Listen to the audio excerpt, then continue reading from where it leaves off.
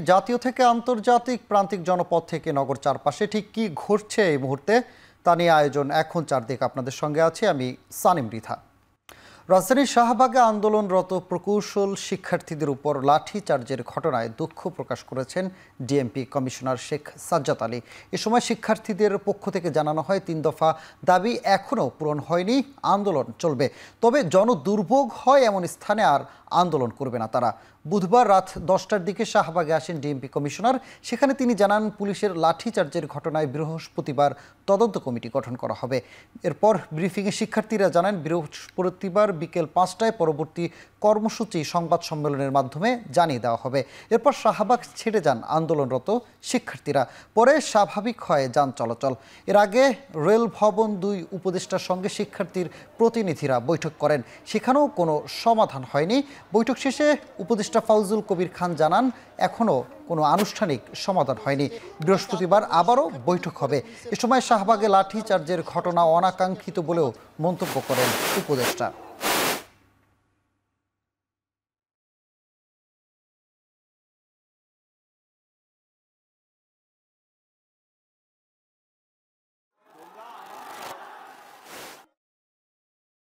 আজকে হোটেল ইন্টারকনের সামনে যে অপ্রীতিকর ঘটনা হয়েছে সেই জন্য আমি এই ঢাকা মেট্রোপলিটন পুলিশের পুলিশ কমিশনার হিসেবে অত্যন্ত দুঃখিত এবং দুঃখ প্রকাশ করি। কর্মসূচির ব্যাপারে আমরা স্পষ্ট বলতে চাই যে 3 দফার ব্যাপারে আমরা দাবি রেখেছিলাম এবং গত 2 দিন ধরে আমরা শাহবাগ ব্লকেট করেছি, তার কোনোটাই এখন পর্যন্ত পূরণ হয়নি। আমরা আগামীকাল বিকাল 5টায় আইবি অর্থাৎ দ্য ইনস্টিটিউট অফ ইঞ্জিনিয়ার্স এর কাউন্সিল হলে সাংবাদিকদের জন্য একটি সভা এবং সেই সভায় আমরা ফিউচার কর্মসূচি ঘোষণা করবো ইনশাআল্লাহ।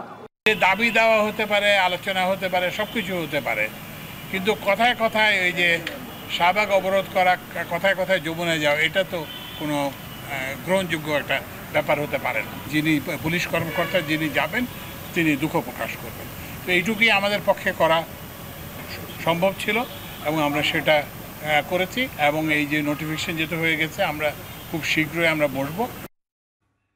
এর আগে শাহবাগে প্রকৌশল শিক্ষার্থীদের সাথে ব্যাপক সংঘর্ষ হয়েছে পুলিশের। তাদের ছত্রভঙ্গ করতে টিয়ার শেল, সাউন্ড গ্রেনেড ও জল কামান ব্যবহার করে পুলিশ। তবে লাঠিচার্জ চলে, তবে ফের শাহবাগে জড়ো হন শিক্ষার্থীরা।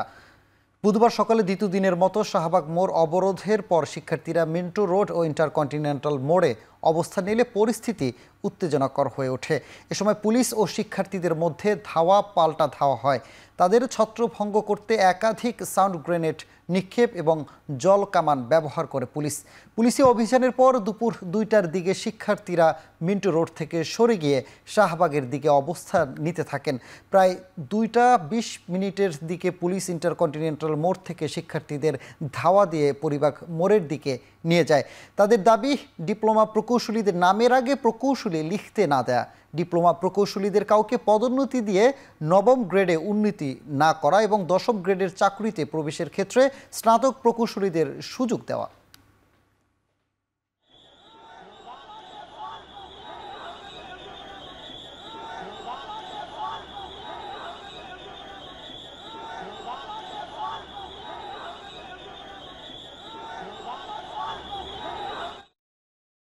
এদিকে বুয়েট শিক্ষার্থীদের আন্দোলনে পুলিশের হামলার প্রতিবাদে চট্টগ্রাম ও রাজশাহীতে বিক্ষোভ কর্মসূচি পালন করেছে চুয়েট ও রুয়েটের শিক্ষার্থীরা।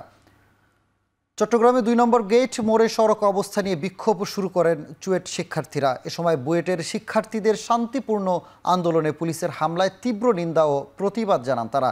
এ সময় সড়কে বন্ধ হয়ে যায় যান চলাচল। একই দাবিতে রুয়েটের শিক্ষার্থীরা ক্যাম্পাসে বিক্ষোভ মিছিল শুরু করে। পরে মিছিল নিয়ে নগরীর তালাইমারি মোড়ে অবস্থান নেয় তারা। এ সময় বুয়েটের শিক্ষার্থীদের আন্দোলনে পুলিশের হামলার কঠোর সমালোচনা করেন তারা।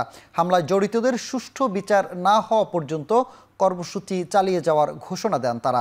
একই সাথে ঢাকা রাজশাহী মহাসড়ক অবরোধ করে বিক্ষোভ কর্মসূচি পালন করেছে রাজশাহী বিশ্ববিদ্যালয় প্রকৌশল বিভাগের শিক্ষার্থীরা।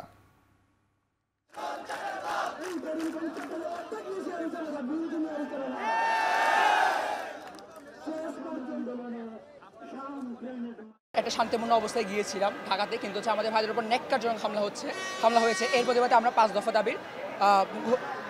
দাবি ঘোষণা করছি। প্রথম দফা হচ্ছে যে আমাদের যে স্বরাষ্ট্র উপদেষ্টা আছে জাহাঙ্গীর আলম চৌধুরীকে প্রকৌশল আন্দোলনের শিক্ষার্থীদের ওপর বর্বরচিত এবং নেককারজনক হামলার জন্য আন্দোলনকারীদের সামনে এসে উপস্থিত হয়ে উক্ত ঘটনার জন্য আমাদের জবাবদিহি করতে হবে। আমাদের কথা হচ্ছে 10ম গ্রেড বিএসসি ইঞ্জিনিয়ার এবং বাকি যে ডিপ্লোমা যারা আছে তারা সবাই পরীক্ষা দিতে পারবে। ওইখানে মেধার ভিত্তিতে আমাদের হচ্ছে ওইখানে সুযোগ দিতে হবে। ডিপ্লোমারা তারা যদি প্রকৃতপক্ষে আমাদের সমান মেধাবী হয় তারা আমার সাথে পরীক্ষায় বসুক। এই ধরনের অতর্কিতভাবে হামলা চালানো, এইভাবে স্টুডেন্টদেরকে রক্তাক্ত করা, তাদের সামনে যারা আছে তারা কিন্তু বাংলাদেশের অন্যতম সবচেয়ে বেশি মেধাবী স্টুডেন্ট, এরাই দেশকে লিড দেবে। তাহলে আজকে এদের অবস্থা এরকম কেন হবে? 30 নভেম্বর চূড়ান্ত করা হবে ত্রয়োদশ জাতীয় সংসদ নির্বাচনের ভোটার তালিকা। 31 অক্টোবর পর্যন্ত যাদের বয়স 18 বছর তারাই ভোট দিতে পারবেন আগামী নির্বাচনে। ইসির রোডম্যাপে উল্লেখ আছে এসব তথ্য। এরই মধ্যে রোডম্যাপ অনুমোদন দিয়েছে নির্বাচন কমিশন। ঘোষণা করা হবে বৃহস্পতিবার। বুধবার বিকেলে ইসি সচিবালয়ে অনুষ্ঠিত সংবাদ সম্মেলনে কমিশন সচিব জানান, শুনানি সম্পন্ন হওয়া 84টি আসনের সীমানা নিষ্পত্তি হবে সহসায়। এর আগে দিনব্যাপী ইসি সচিবালয়ের অডিটোরিয়ামে চলতে থাকে শেষ দিনের সীমানা পুনর্নির্ধারণের অভিযোগ আপত্তির উপর শুনানি। শেষ দিনে 12 জেলায় 18টি সংসদীয় আসনের 260টি শুনানি সম্পন্ন করে নির্বাচন কমিশন। 4 দিনে মোট 1893টি শুনানি অনুষ্ঠিত হয় ইসিতে।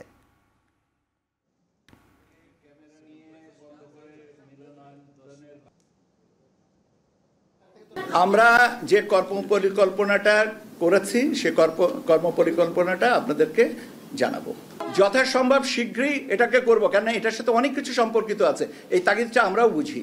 যে মতামত যেটা পেয়েছি সেগুলো আমরা লিপিবদ্ধ করেছি এবং লিপিবদ্ধ করে এখন আমরা পর্যালোচনা করে যত সম্ভব শীঘ্রই আমরা চূড়ান্ত তালিকাটা প্রকাশ করব। নির্বাচন বানচাল শেখ হাসিনাকে ফিরিয়ে আনতে দিল্লিতে বসে ষড়যন্ত্র হচ্ছে বলে অভিযোগ করেছেন বিএনপি মহাসচিব মির্জা ফখরুল ইসলাম আলমগীর। বুধবার জাতীয় প্রেস ক্লাবে আলোচনা সভায় মির্জা ফখরুল আরও বলেন, গণতন্ত্রের পক্ষের শক্তি যাতে সরকার গঠন করতে না পারে সে চেষ্টা অব্যাহত রয়েছে। এই 1 বছরের মধ্যে যদি আমরা সেই পরিস্থিতির যদি আমরা পরিবর্তন আনতে না পারি তাহলে কিভাবে কি হবে? এইসব ঝামেলাগুলো এগিয়ে যেতে পারতো যদি 3 মাসের মধ্যেই নির্বাচনটা করতে পারতো। তারা একটা ইলেক্টেড গভর্নমেন্ট তার সমস্ত ম্যান্ডেট নিয়ে জনগণকে সঙ্গে নিয়ে এই সমস্ত শক্তিগুলোকে উড়িয়ে দিতে পারত। অতি দ্রুত নির্বাচনের ব্যবস্থা যেটা ঘোষণা দিয়েছেন সেটার চূড়ান্ত ব্যবস্থা নিন। রাজনৈতিক দলগুলোকে নির্বাচনমুখী করে ফেলুন এবং একটা নির্বাচনের মধ্য দিয়ে জনগণের প্রতিনিধিত্বকে নিশ্চিত করুন। তত্ত্বাবধায়ক সরকার ব্যবস্থা বাতিলের রায়ের বিরুদ্ধে আপিলের অনুমতি দিয়েছেন আপিল বিভাগ। শুনানি 21 অক্টোবর দুপুরে সংবিধানের ত্রয়োদশ সংশোধনী সংক্রান্ত রিভিউ শুনানিতে প্রধান বিচারপতি বলেন, এই ব্যবস্থা বারবার বিঘ্নিত না হয় সেজন্য কার্যকর সমাধান চায় আপিল বিভাগ। বুধবার সকালে তত্ত্বাবধায়ক ব্যবস্থা ফেরাতে 4টি রিভিউ আবেদনের উপর দ্বিতীয় দিনের শুনানিতে প্রথম বক্তব্য রাখেন অ্যাডভোকেট রুহুল কুদ্দুস কাজল। বলেন, তত্ত্বাবধায়ক সরকারের অধীনে নির্বাচনগুলো ভালো নির্বাচন হয়েছে, জনগণ নির্ভয়ে ভোট দিতে পেরেছেন, কিন্তু আপিল বিভাগ ওই ব্যবস্থা বাতিল করলে নির্বাচন ব্যবস্থায় ধস নামে। দিনের ভোট রাতে ডামি নির্বাচন, বহু এমপি বিনা প্রতিদ্বন্দ্বিতায় নির্বাচিত হয়েছেন। আগের দিনের শুনানিতে এবিএম খায়রুল হকের রায়ের নানা ত্রুটি তুলে ধরেন আইনজীবীরা। বলেন, ওই রায়ে আপিল বিভাগের 4 বিচারপতি তত্ত্বাবধায়ক ব্যবস্থা বাতিলের পক্ষে রায় দিতে পরবর্তীতে সবাই প্রধান বিচারপতি হন, কিন্তু একই বেঞ্চে যে 3 জন তত্ত্বাবধায়ক সরকারের ব্যবস্থার পক্ষে ছিলেন সেই বিচারপতিরা পদোন্নতি বঞ্চিত হন।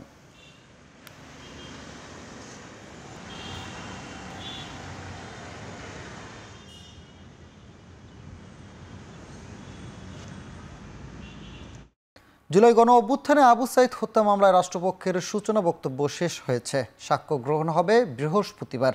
বুধবার ট্রাইব্যুনালে হাজির করা হয় বিরোবীর সাবেক প্রক্টর শরীফুল ইসলাম, কনস্টেবল সুজন চন্দ্র রায় ও ছাত্রলীগ নেতা ইমরান হোসেন চৌধুরী সহ গ্রেপ্তার 6 আসামিকে। এর আগে গত 6 আগস্ট 30 আসামির বিরুদ্ধে আনুষ্ঠানিক অভিযোগ গঠন করে বিচার শুরু করার আদেশ দেন ট্রাইব্যুনাল 2। তবে এই মামলায় 6 জন গ্রেপ্তার থাকলেও বেরোবির সাবেক ভিসি সহ 26 জন এখনও পলাতক রয়েছেন। তাদের পক্ষে গত 22 জুলাই সরকারি খরচে 4 জন আইনজীবী নিয়োগ দেওয়া হয়েছে। এই মামলার আনুষ্ঠানিক অভিযোগ আমলে নেওয়া হয় 30 জন, আর 24 জন মামলার তদন্ত প্রতিবেদন জমা দেন তদন্ত সংস্থার কর্মকর্তারা।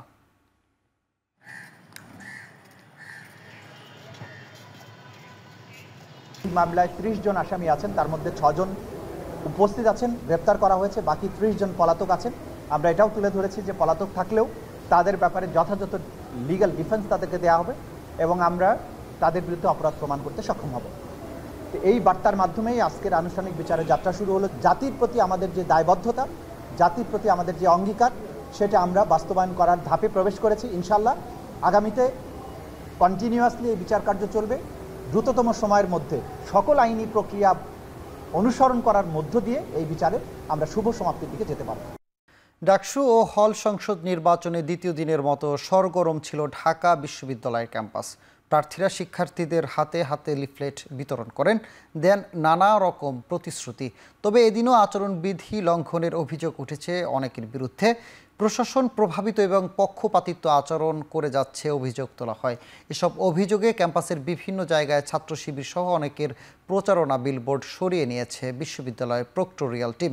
বুধবার বিকেলে ছাত্রদল সমর্থিত প্যানেলের প্রার্থীরা অন্য প্রার্থীর বিরুদ্ধে আচরণবিধি লঙ্ঘনের অভিযোগ নিয়ে হাজির হয় চিফ রিটার্নিং অফিসের কার্যালয়। চিফ রিটার্নিং অফিসার অধ্যাপক ডক্টর মোহাম্মদ জসিম উদ্দিন বলেন, পক্ষপাতমূলক নয়, নিউট্রাল পজিশনে থেকে কাজ করছে বিশ্ববিদ্যালয় প্রশাসন।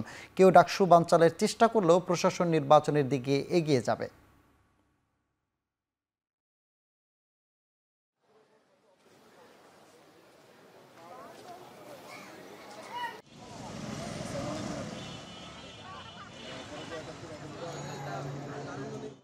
শিক্ষার্থীদের কাছ থেকে আমার আশার অতীত সাড়া পাচ্ছে। অনেকেই আমাকে দেখে চিনতে পারছে, তারা আগ্রহ দেখাচ্ছে যে আমি এই লাইনটাতে কাজ করতে চাচ্ছি। সো সবকিছু মিলে আমার কাছে ভালো লাগছে যে স্টুডেন্টদের কাছ থেকে এতটা সাড়া পাবো আমি আশা করিনি। স্বতন্ত্র একজন প্রার্থী হিসেবে আমি যেটা আসলে লক্ষ্য করছি স্টুডেন্টদের মধ্যে, যে বর্তমানে রাজনৈতিক যে প্যানেলগুলো আছে সেই প্যানেলগুলোর ব্যাপারে শিক্ষার্থীরা অনেক বেশি সন্দিহান এবং সেই প্যানেলগুলো আমার কাছে যেটি মনে হচ্ছে অনেক বেশি বিশ্বাসযোগ্যতা হারিয়েছে। যে শিক্ষার্থীরা এখন আর কোনো ছাত্র সংগঠনের উপর সেভাবে ভরসা রাখতে পারছে না। হল সংসদে আমরা যারা প্রার্থীরা আছি তারা কোনোভাবে এক্ষেত্রে পিছিয়ে নেই। আমরাও আমাদের জায়গা থেকে প্রচারণা চালাচ্ছি। আমরা হলের রুমগুলোতে গিয়ে প্রার্থী হিসেবে আমরা শিক্ষার্থীদের কাছে পৌঁছাচ্ছি। শিক্ষার্থীদের কি প্রত্যাশা, শিক্ষার্থীরা আসলে কি চায় সেগুলো শুনছি। প্রচারণায় যথেষ্ট উচ্ছ্বাস দেখতে পাচ্ছি ভোটারদের মধ্যে এবং আমরা হচ্ছে যে এখনো পর্যন্ত যে কদিন প্রচারণা করেছি ভোটাররা অনেক বেশি উচ্ছ্বাসিত আমাদেরকে নিয়ে এবং 90-এর পুনরাবৃত্তি হয়তো বা হতে যাচ্ছে ইনশাল্লাহ। 24 ঘন্টা হয়ে গেছে, এখনো পর্যন্ত ব্যানার ফেস্টুনগুলো ঝুলছে, অথচ আমাদেরকে বলা হয়েছে যে এগুলো নিয়মের মধ্যে নাই। যত কিছু হোক এর পরেও যাতে অন্তত একটা মডেল সেট হয় ডাকসুতে। আমরা দীর্ঘদিন গণতন্ত্র বঞ্চিত, আমাদের ছাত্রছাত্রীরা ভোট দিতে পারে নাই, বাংলাদেশের জনগণ ভোট দিতে পারে নাই। অন্তত ভোটের প্র্যাকটিসটা ডাকসুর মাধ্যমে প্রতিষ্ঠিত হোক, এটা আমরা ছাত্রছাত্রীদের কাছে আশা করি। আমাদের ছাত্রছাত্রীরা সেই মডেলটা সেট করবে বাংলাদেশের জন্য। রুমমেটকে হত্যা চেষ্টা মামলায় জামিন আবেদন নামঞ্জুর করে ডাকসুর ভিপি প্রার্থী জালাল আহমেদ ওরফে জালামই জালালকে কারাগারে পাঠানোর আদেশ দিয়েছেন আদালত। ঢাকার মেট্রোপলিটন ম্যাজিস্ট্রেট মোহাম্মদ মিনহাজুর রহমান তাকে কারাগারে পাঠানোর আদেশ দেন। রুমমেটকে ছুরিকাঘাতের অভিযোগে জালাল আহমেদের বিরুদ্ধে ডাভি প্রশাসন শাহবাগ থানায় হত্যা চেষ্টার মামলা করে। এরপর সেই মামলায় গ্রেপ্তার দেখিয়ে তাকে আদালতে পাঠানো হয়। তবে ডাকসু নির্বাচনে কাজ থেকে দূরে রাখার জন্য জালালের বিরুদ্ধে এই নাটক সাজানো হয়েছে বলে অভিযোগ করেছেন জালালের আইনজীবী জায়েদুর রহমান।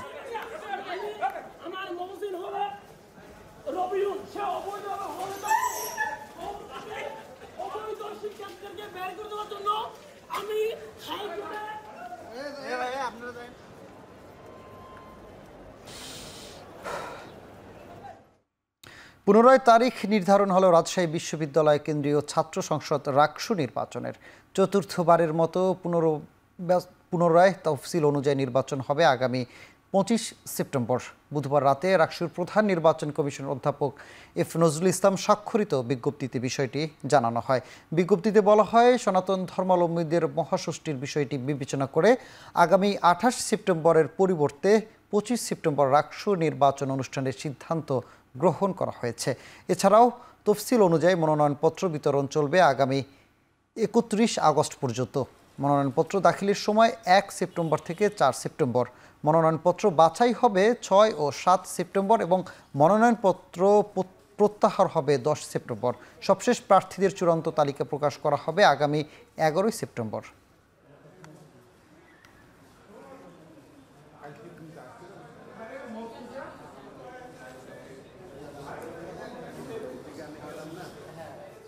আমাদের যে পূর্ব ঘোষিত যে ইলেকশন সময় ছিল 15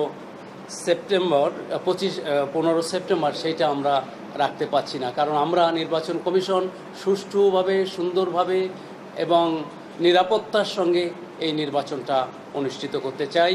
সেই কারণে আমাদের তফসিলে নির্বাচনের তারিখটা আমাদের পরিবর্তন করতে হয়েছে, আমাদের এই সব বিষয়গুলোকে অ্যাড্রেস করার জন্য। জাকসু নির্বাচনের প্রার্থীদের ফিরে পেতে 13 জনের করা আপিলের শুনানি শেষে সবার মনোনয়নপত্রই বৈধ ঘোষণা করেছেন নির্বাচন কমিশন।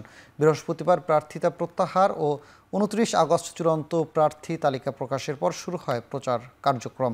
আপিলের শুনানি শেষে আনুষ্ঠানিক ব্রিফিংয়ে তথ্য জানায় নির্বাচন কমিশন। এর আগে সকাল 11টা থেকে দুপুর 2টা পর্যন্ত বিশ্ববিদ্যালয়ের সিনেট ভবনে শুনানি চলে। সোমবার প্রকাশিত খসড়া প্রার্থী তালিকায় যাচাই বাছাই শেষে বৈধ হয় 256টি মনোনয়নপত্র আর বাদ পড়ে 20টি। গতকাল মনোনয়নপত্রের বৈধতা চ্যালেঞ্জ করে জাকসু নির্বাচন কমিশন কার্যালয়ে আবেদন করেন বাদ পড়া প্রার্থীরা। আগামী 11 সেপ্টেম্বর ভোট দেবেন বিশ্ববিদ্যালয়ের 11,919 শিক্ষার্থী।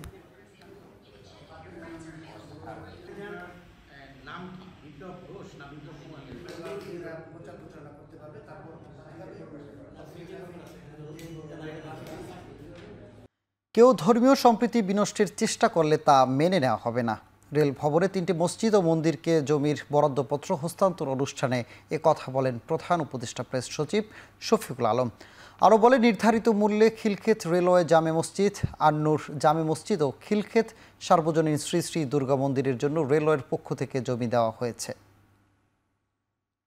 এবং চিটাগাং পুলিশকে বলে দেওয়া হয়েছে এবং ওদের ইন্টেলিজেন্স এজেন্সি ওইখানে যেন কেউ ধর্মীয় সম্প্রীতি কেউ যদি বিনষ্ট করার চেষ্টা করে বরদাস্ত করা হবে না। কোনো ধরনের কেউ যদি এটা মনে করেন যে ওইখানে যে কোনো রকমের কোনো উস্কানিমূলক কাজ বা ধর্মীয় সম্প্রীতি নষ্ট করার চেষ্টা করেন, এটা কোনো বরদাস্ত করেন। এবং মাঠ প্রশাসন, চিটাগাংয়ের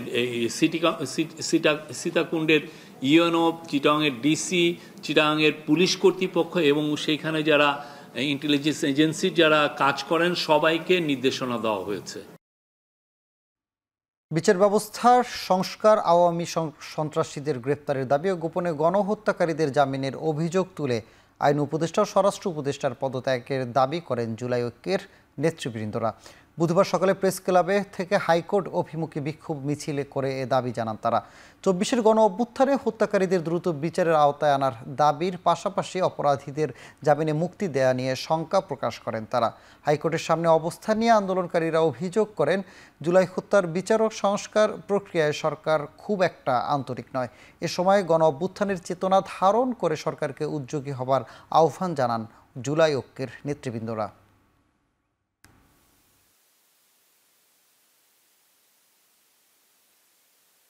এই আইন উপদেষ্টাকে ভোগ বিলাসিতা করার জন্য, প্রোটোকল নেওয়ার জন্য, হাজার কোটি টাকা বাণিজ্য করার জন্য, এতগুলো মায়ের সন্তান, এতগুলো আহত ভাই তাদের রক্ত দিয়ে অঙ্গ দিয়ে তাকে বসানো হয় নাই। যারা স্বীকৃতি দিতে বিভিন্ন তালবাহানা করছেন তাদের আসিফ নজরুল সহ তাদের অন্তর্ভুক্ত যারা রয়েছেন, আওয়ামী ফ্যাসিস্ট যারা রয়েছেন, তাদের আজকের এই জুলাই ঐক্য পরিষদ থেকে আমরা অনতিবিলম্বে তাদের পদত্যাগ এবং সুষ্ঠু একটি সিদ্ধান্ত আসবে বলে দপ্তর থেকে আমরা মনে করি। চতুর্থ দিনের মতো অবকাঠামো উন্নয়ন সহ 3 দফা দাবিতে বরিশাল কুয়াকাটা মহাসড়ক অবরোধ করে বিক্ষোভ করেছে বিশ্ববিদ্যালয়ের শিক্ষার্থীরা। বুধবার বিকেলে বরিশাল বিশ্ববিদ্যালয়ের সামনে বিক্ষোভ করে সড়কে নামে শিক্ষার্থীরা। নানা স্লোগানে উত্তাল হয়ে ওঠে মহাসড়ক। এ সময় শিক্ষার্থীরা বলেন, দীর্ঘদিন তারা অবকাঠামো উন্নয়ন 3 দফা দাবিতে আন্দোলন করছে, কিন্তু প্রশাসনের পক্ষ থেকে কোনো লিখিত আশ্বাস না পাওয়ায় এবার মহাসড়ক অবরোধের ঘোষণা দেয় তারা। অবকাঠামো উন্নয়ন, ভূমি অধিগ্রহণ ও যানবাহন সংকট নিরসনের দাবি মেনে দ্রুত শিক্ষা মন্ত্রণালয় ও ইউজিসি থেকে লিখিত আকারে প্রকাশ করতে হবে বলে জানান শিক্ষার্থীরা। দাবি বাস্তবায়ন না হলে আগামীতে কঠোর কর্মসূচির হুঁশিয়ারি দেন তারা। অন্যদিকে সড়ক অবরোধে মহাসড়কের 2 প্রান্তে যানজট হয়, এতে ভোগান্তি পোহাতে হয় যাত্রীদের। পরে 1.5 ঘন্টা পর অবরোধ তুলে নেয় শিক্ষার্থীরা।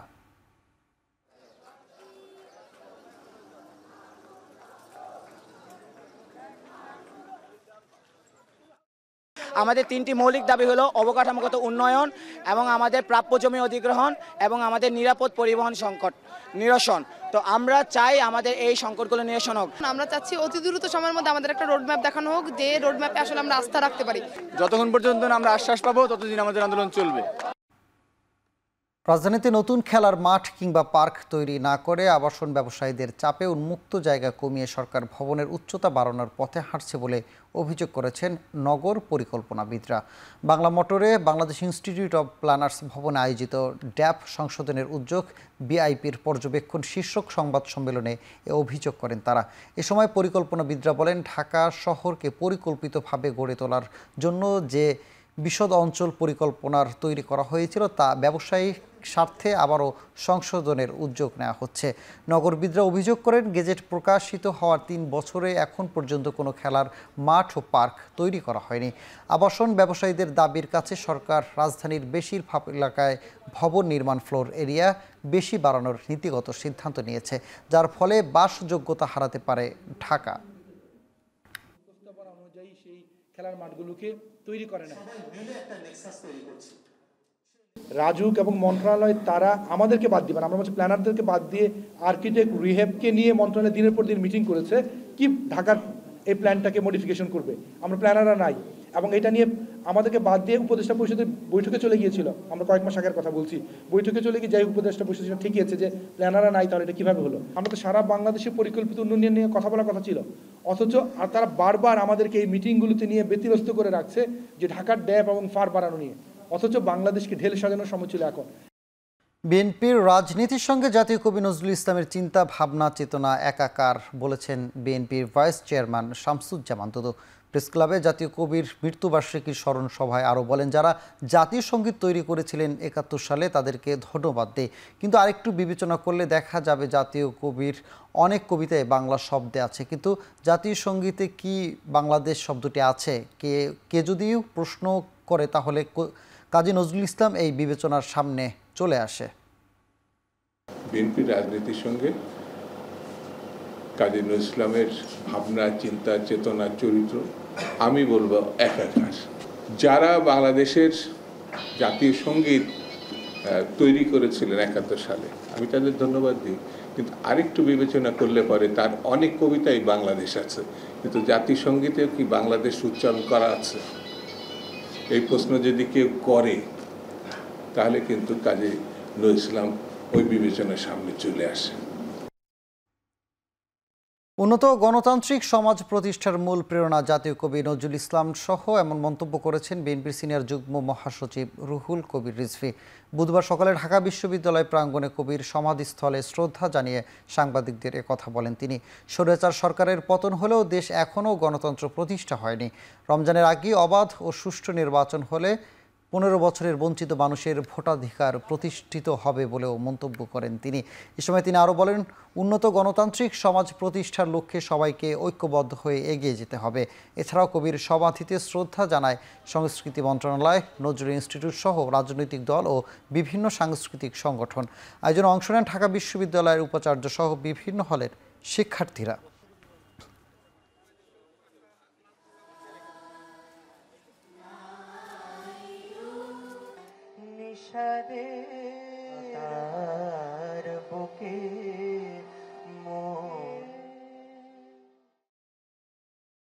জাতীয় কবি নজরুল ইসলামের মৃত্যুবার্ষিকীতে শ্রদ্ধা জানিয়ে বিভিন্ন সামাজিক সাংস্কৃতিক সংগঠন ও রাজনৈতিক নেতাসহ সর্বস্তরের মানুষ কবির মৃত্যুবার্ষিকী শ্রদ্ধা জানাতে সকালে ঢাকা বিশ্ববিদ্যালয় প্রাঙ্গণে তার সমাধিতে ফুল হাতে ভিড় করেন ভক্ত ও অনুরাগী, বিভিন্ন সামাজিক ও সাংস্কৃতিক সংগঠন ও রাজনৈতিক নেতারা।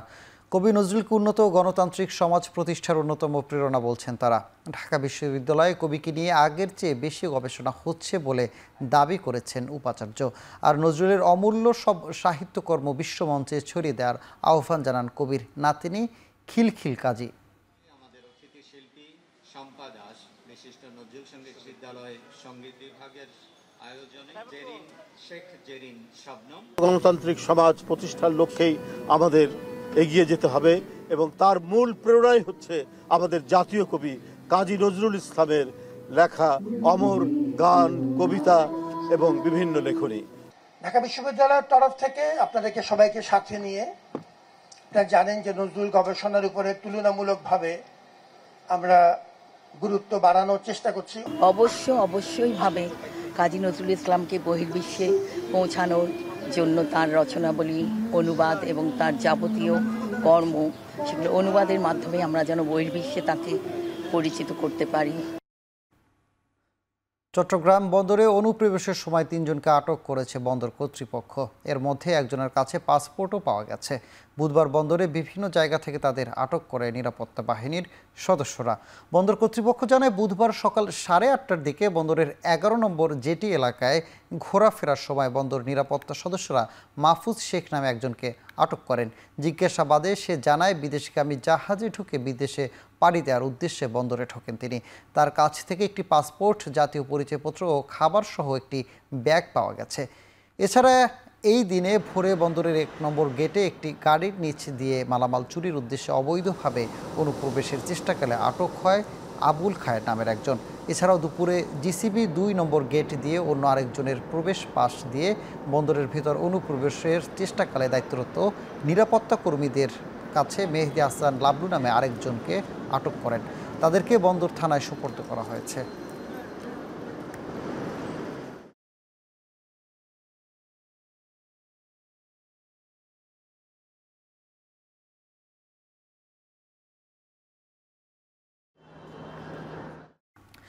এসডিজি লক্ষ্য পূরণ ও পরিবেশ সুরক্ষায় শিল্প খাতের বর্জ্যকে পুনরায় ব্যবহারের উপযোগী করার তাগিদ দিয়েছেন শিল্প উপদেষ্টা আদিলুর রহমান খান।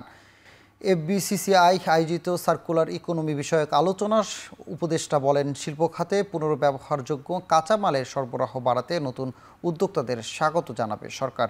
এ সময় সার্কুলার ইকোনমিতে আরও বেশি গবেষণায় সরকারের পাশাপাশি বেসরকারি খাতকেও এগিয়ে আসার আহ্বান জানান আলোচকরা।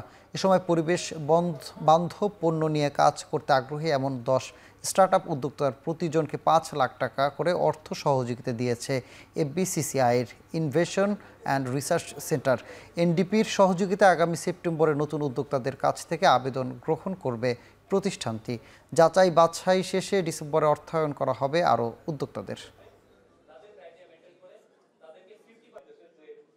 FBCCI has a vital role to play by connecting industries with global best practices, enabling bioproduct reuse and incubating sustainable startups. It can help turn waste into value. In research, entrepreneurship, SME support, and industry-academia collaboration positions it as a national resource for industrial transformation.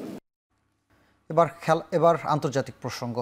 যুক্তরাষ্ট্রের Minnesota অঙ্গরাজ্যের মিনিয়াপোলিসের একটি Catholic স্কুলে আত্মঘাতী বন্দুক হামলায় এক বন্দুকধারী সহ 3 জন নিহত হয়েছে। আহত হয়েছে আরও অন্তত 20 জন। আহতদের মধ্যে 14 জনই শিশু এবং 2 জনের অবস্থা গুরুতর। বিষয়টি নিশ্চিত করেছে পুলিশ জানিয়েছে বুধবার সকালে প্রার্থনার সময় অ্যানাউন্সিয়েশন ক্যাথলিক স্কুলে এই হামলার ঘটনা ঘটেছে। বন্দুকধারী একটি রাইফেল, শটগান এবং পিস্তল নিয়ে এলোপাতাড়ি গুলি চালায়। এতে 8 ও 10 বছরের বয়সী 2 শিশু নিহত হয়। এরপর ওই বন্দুকধারী নিজের উপর গুলি চালিয়ে আত্মহত্যা করে। গ্রীষ্মের ছুটি শেষে স্কুল শুরুর দুদিন পর ভয়াবহ এই বন্দুক হামলার ঘটনা ঘটল।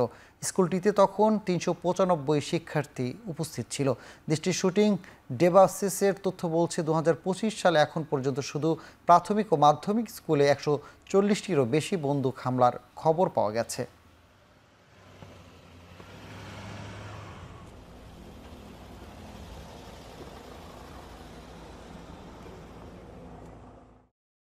অবশেষে ভারতীয় পণ্যে ৫০% শুল্ক আরোপ কার্যকর করেছে যুক্তরাষ্ট্র। বুধবার বাংলাদেশ সময় সকাল ১০টা ১ থেকে এই শুল্ক আরোপ কার্যকর করা হয়। মস্কোর কাছ থেকে জ্বালানি তেল ও সামরিক সরঞ্জাম কেনার শাস্তিস্বরূপ চলতি মাসে অতিরিক্ত ২৫% শুল্ক আরোপ করেন মার্কিন প্রেসিডেন্ট ডোনাল্ড ট্রাম্প। ভারতের বাণিজ্য মন্ত্রণালয় তথ্য বলছে $৪৮ বিলিয়ন পণ্যকে অতিরিক্ত শুল্কের বোঝা বইতে হবে। এছাড়াও শ্রমঘন শিল্পের ৭০% রপ্তানি সংকুচিত হবার ঝুঁকি রয়েছে।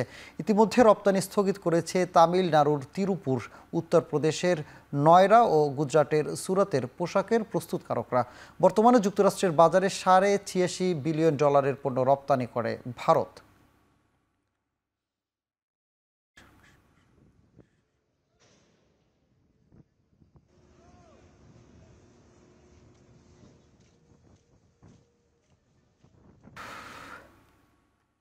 মার্কিন ধনকুবের ইলন মাস্কের মহাকাশ সংস্থা স্পেস এক্স আবারও নজর কাড়ল বিশ্ববাসীর। সফলভাবে সম্পন্ন হল সংস্থাটির সুপার রকেট স্টারশিপের ১০ম পরীক্ষামূলক উড়ান।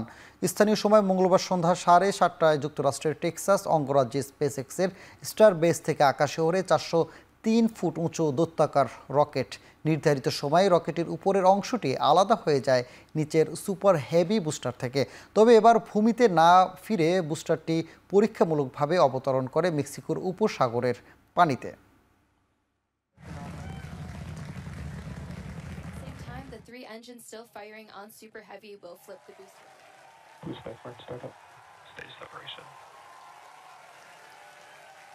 Here's a look inside. So those right down there in the center. The last one has been deployed. Starlink, we're operating at just a much higher frequency. That's not as we continue coming in. ভারতের পাঞ্জাবে রাভি নদীর বাঁধ খুলে দেওয়ায় পাকিস্তানে জারি করা হয়েছে সর্বোচ্চ বন্যা সতর্কতা। ইতিমধ্যে সরিয়ে নেওয়া হয়েছে নদীর তীরবর্তী ১.৫ লাখের বেশি বাসিন্দাকে। এছাড়াও চেনার ও সুতলেজ নদীতে বন্যার পূর্বাভাস দিয়েছে পাকিস্তানের আবহাওয়া দপ্তর। পাশাপাশি বৃহস্পতিবার পর্যন্ত পাঞ্জাব ও আজাদ জম্মু ও কাশ্মীর প্রদেশে ভারী বৃষ্টির শঙ্কা রয়েছে। গেল জুন থেকে পাকিস্তানে বন্যায় প্রাণ হারিয়েছে ৮ শতাধিক মানুষ।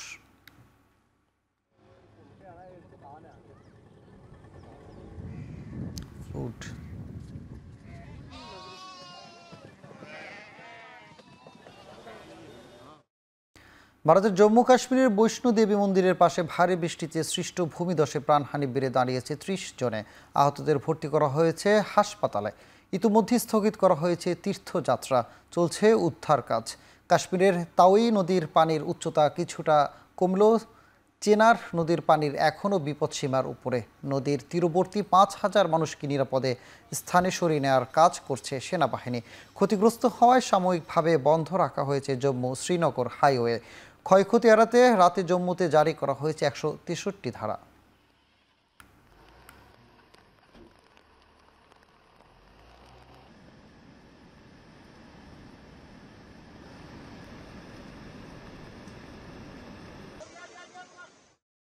ইউক্রেনের যুদ্ধবিরতির লক্ষ্যে বেশ কয়েকটি জ্বালানি চুক্তি নিয়ে আলোচনা করেছে মার্কিন ও রুশ কর্মকর্তারা। মস্কোকে যুদ্ধবিরতিতে রাজি করানোর লক্ষ্যে প্রস্তাবগুলো পেশ করে ওয়াশিংটন। ৫টি সূত্রের বরাত দিয়ে এমনটাই জানিয়েছে রয়টার্স। প্রতিবেদনে উল্লেখ করা হয়, রাশিয়ার শাখালিন ওমান তেল গ্যাস প্রকল্পে এক্সন মোবিলের পুনরায় প্রবেশ, এলএনজি প্রকল্পে মার্কিন যন্ত্রাংশ সরবরাহ ও মস্কোর কাছ থেকে ওয়াশিংটনের পরমাণু চালিত আইস ব্রেকের জাহাজ কেনার বিষয়ে আলোচনা হয়েছে। জ্বালানি চুক্তির পাশাপাশি রাশিয়ার উপর আরোপিত নিষেধাজ্ঞা শিথিলের প্রস্তাব দেওয়া হয়েছে। চলতি মাসে স্টিভ উইটকফের রাশিয়া সফরের পর থেকেই আলোচনা শুরু করে দুই পক্ষ।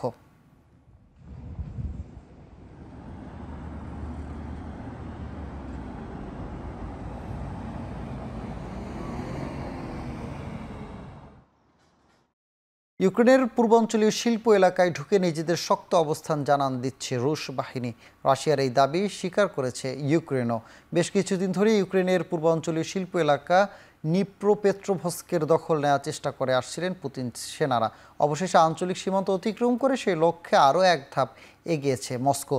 এদিকে চলমান দ্বন্দ্বের অবসান ঘটাতে রাশিয়ার প্রেসিডেন্ট ভ্লাদিমির পুতিন যুদ্ধবিরতিতে রাজি না হলে দেশটির উপর আবারও অর্থনৈতিক নিষেধাজ্ঞা আরোপের হুমকি দিয়েছেন মার্কিন প্রেসিডেন্ট ডোনাল্ড ট্রাম্প। আর রাশিয়ার সঙ্গে শান্তি আলোচনার আয়োজক হতে তুরস্ক, পারস্য উপসাগরীয় কিংবা ইউরোপের কোনো দেশ এগিয়ে আসতে পারে এমন মন্তব্য করেছেন ইউক্রেনের প্রেসিডেন্ট ভলোদিমির জেলেনস্কি। এর আগেও একাধিকবার রুশ প্রেসিডেন্টের সঙ্গে আলোচনায় বসার আগ্রহ প্রকাশ করেছিলেন তিনি। তবে রাশিয়ার পররাষ্ট্রমন্ত্রী সের্গেই ল্যাভরভ জানিয়েছেন এমন কোনো বৈঠকের জন্য এখনও প্রস্তুত নয় রাশিয়া।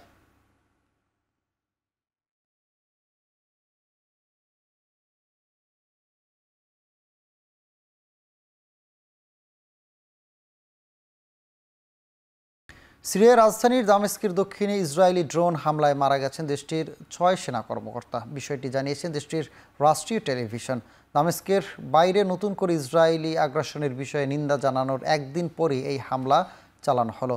সিরিয়ার সংবাদ মাধ্যম জানায় দামেস্কের উপকণ্ঠে আল কিশওয়াহ শহরের ঠিক পাশে সেনাবাহিনীর অবস্থান লক্ষ্য করে ড্রোন হামলা চালায় ইসরায়েলি সেনারা। গেল ডিসেম্বরে বাশার আল আসাদের সরকারের পতনের পর থেকে সিরিয়ার বিভিন্ন সামরিক স্থাপনা ও সম্পদে কয়েকশো হামলা চালায় ইসরায়েল। সেই সঙ্গে গোলান মালভূমির অসামরিক বাফার জোন নিয়ন্ত্রণে নিতে দখল অভিযানও আরও বিস্তৃত করেছে তারা।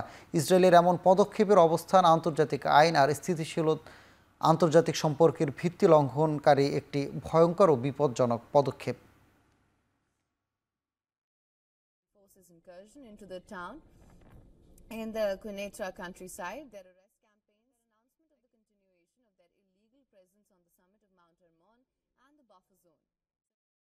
অস্ট্রেলিয়ার ভিক্টোরিয়া অঙ্গরাজ্যে একটি স্কুল বাস উল্টে এক শিক্ষার্থী নিহত হয়েছেন। আহত হয়েছে আরও অন্তত 11 জন। পুলিশ জানায় 28 শিক্ষার্থী নিয়ে বাসটি গিলংয়ের দিকে যাচ্ছিল। এ সময় গিলং শহরের কাছে একটি রাস্তার বাম দিকে মোড় নিতে গিয়ে উল্টে যায় বাসটি। এতে হতাহত হয় শিশুসহ বেশ কয়েকজন। বাসের ভিতর থেকে রক্তাক্ত অবস্থায় উদ্ধার করা হয় বেশ কয়েকজন শিক্ষার্থীকে। পরে আহত শিক্ষার্থীদের ভর্তি করা হয় হাসপাতালে। দুর্ঘটনার কারণ অনুসন্ধানে এরই মধ্যে তদন্ত কমিটি শুরু করেছে পুলিশ।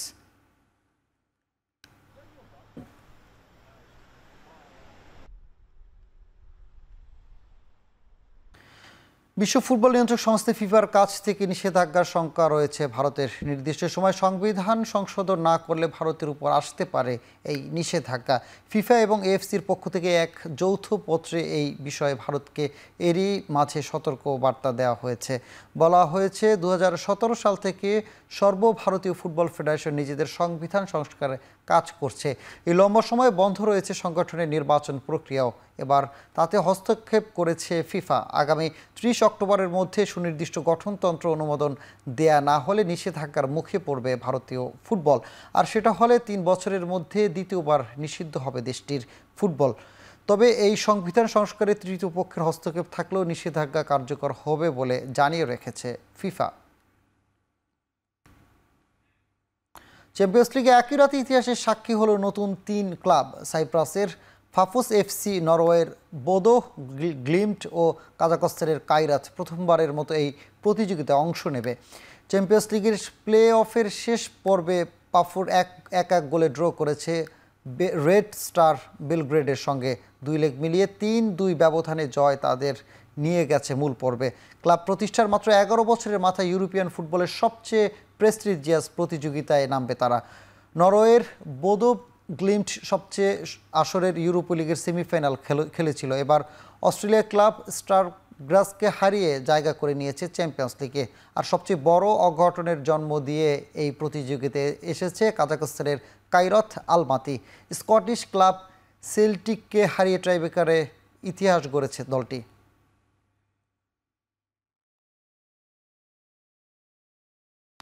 অক্টোবরের ফিফা উইন্ডোতে এশিয়ার সফরের সূচি নিশ্চিত করেছে ব্রাজিল।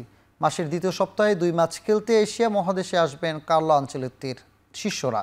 ফুটবল নিয়ন্ত্রক সংস্থা সিবিএফ এক বার্তায় নিজেদের এশিয়া কাপের সূচি নিশ্চিত করেছে। 10 অক্টোবর সিউলে দক্ষিণ কোরিয়ার বিপক্ষে খেলবেন 5 বারের বিশ্ব চ্যাম্পিয়নরা, আর 14 তারিখ টোকিওতে তাদের প্রতিপক্ষ জাপান। সেপ্টেম্বরে বিশ্বকাপ বাছাইয়ের ব্যস্ততা শেষে এই এশিয়া সফর দিয়ে বিশ্বকাপের প্রস্তুতি শুরু করবে সেলেসাওরা। 2026 বিশ্বকাপের আগে ভিন্ন ভিন্ন মহাদেশে গিয়ে ম্যাচ খেলার আগ্রহ প্রকাশ করেছেন সিবিএফ কর্মকর্তা রদ্রিগো কায়েতানো।